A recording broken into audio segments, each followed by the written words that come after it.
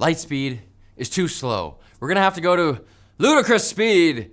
Actually, Elon Musk kind of ruined that joke for me. Japanese researchers have announced a new record download speed of 402 terabits a second using standard commercially available fiber optic cables. That's 25% faster than the former record, which is also crazy fast. That's fast enough to download the entire 400 gigabyte file for Ark Survival Evolved in under 7 thousandths of a second. These engineers used as many transmission bands as possible in combination with bleeding edge amplifiers and gain equalizers liven to achieve a total signal bandwidth of 37.6 terahertz. Sadly, even the highest end gaming rig would be unable to take advantage of that kind of speed due to multiple hardware bottlenecks, not to mention the total population collapse that will follow once gamers no longer have to leave their homes for the bare few hours it takes to install COD. Regardless, there are more modest innovations that users can access in the here and now, such as the newly launched Thunderbolt 5, which offers an amazing but comparatively piddling 120 gigabit per second of bandwidth and 240 watts of power. That's a lot of power. The new cords are available for about the cost of a relatively decadent burrito bowl, which would be great if only there were more than a single model of laptop available with Thunderbolt 5 ports right now. And also, these burrito bowls just they're decadent. Guacamole keeps going up and up. I need to pay rent, Chipotle. According to Android Authority, sources within Google tell them that the upcoming Pixel 9 will have new AI features. These include Add Me, Studio, and Pixel screenshots. The first is apparently a camera feature that helps capture a group of people in a single shot, while the second is rumored to be some kind of AI image generator. As for Pixel screenshots, sources say it's an opt-in feature that will collect user screenshots alongside metadata and an AI-generated summary of the image. I'll figure out a way to use it. Other leaks from the sources have claimed that all three Pixel 9 models, normal one, Pro, and big one, will have M14 OLED screens from Samsung Display. There's also at least one guy waving around what appears to be a pink Pixel 9 on Twitter, claiming that the phone is already out in Algeria. They always get things first. However, if it's a genuine Pixel 9, it's very likely he got it from a local reseller, not Google.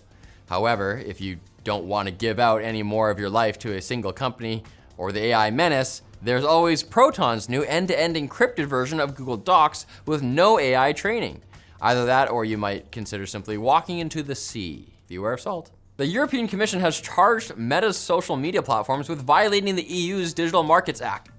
According to the Commission, Meta's binary choice of paid subscription with no ads or unpaid subscription with targeted ads is not offering users who don't want Mark Zuckerberg sniffing their dirty laundry an equivalent but less personalized product. He is an underwear sniffer, that guy. It's offering them an option they might choose and an option they definitely won't, which is paying 120 euros a year to watch your friends from high school get gradually more racist. The Commission laid similar charges against Apple and Microsoft last week, possibly indicating that they're just working their way down a list of the largest tech companies by market share. Speaking of which, France is reportedly preparing antitrust charges against NVIDIA after citing concerns about the closed nature and limited compatibility of NVIDIA's CUDA in a report on competition in generative AI. Sacre bleu.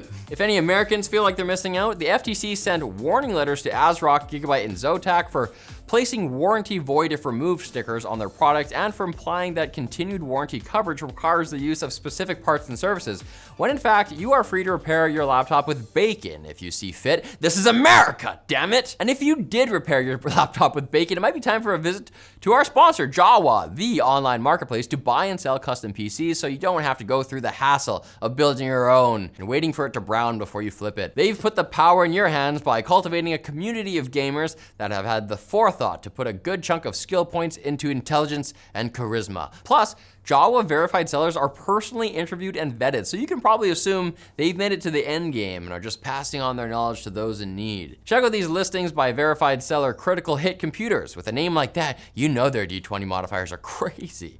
And if you're worried about falling into a carefully placed trap, Jawa has a whole slew of protection policies to ensure safe and reliable transactions. So visit our link in the description and get your hands on a fairly priced pre-built PC, pal. I'm fast as boy! Design company with a weird name, Figma, has disabled its recently launched AI-powered app design tool after accusations it was ripping off Apple's weather app. Developer Andy Allen found the two tools' output remarkably similar. I mean, the AI-designed app even featured a matter baby. Whatever that is. What's the matter, baby? Nothing. What's the matter with you? Nothing, go back to sleep. Figma executives have since revealed they didn't train the model. It uses off-the-shelf LLMs as a bespoke design system that they commissioned but didn't make. Either they're lying or once again a tech company is shocked that haphazardly slapping a plagiarism machine in something has consequences. Figma balls. In the lead up to the American presidential election, a network of websites apparently based out of Russia are pumping out large amounts of fake AI-generated news stories while pretending to be local American news outlets. They're using names like the Houston Post, the Boston Times, DC Weekly, and even the titles of real but defunct newspapers. The highest profile of these fake stories was a lurid claim that the First Lady of Ukraine had bought a brand new Bugatti in Paris using money from American military aid. She then presumably burnt the Star-Spangled Banner in front of a starving veteran and drop-kicked a puppy with terminal cancer. I heard she doesn't even like apple pie. She likes borscht pie. They're sick over there. Researchers at 2 Chinese universities have developed a brain-computer interface chip designed to allow small lab-grown brain organoids to control electronics and eventually robots. And my brain is definitely an organoid. This is not sci-fi, this is actually real, although that picture of the little brain ball in the robot is just a mock-up. Processing chips powered by hundreds of thousands of human brain cells are currently being developed by Cortical Labs in Australia, University of Indiana researchers, and Swiss startup Final Spark, who are researching using dopamine as a reward mechanism. What we really need is other scientists to create adolescent, anthropomorphic fighting reptiles to take these things down if they get out of hand, and also prop up the pizza economy. A new San Francisco app called Tonight wants to help people determine what nightclub they want to hit by installing cameras in partner venues and live streaming club interiors. And you're not gonna believe this, but some club goers are upset.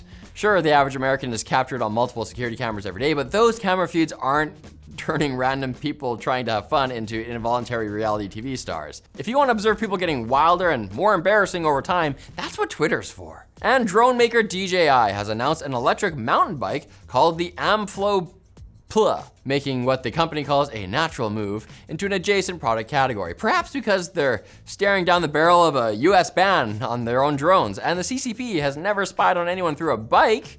Yet. In other news, Sky Elements just got FAA approval to attach fireworks to its drones, because Americans might be scared of Chinese drones, but they're apparently fine with attaching glittery explosives to a swarm of flying American drones. And you should swarm on back to another episode of TechLink this Friday. Nobody's gonna lose a finger, I promise. It's almost never happened here. You could get degloved on this set though.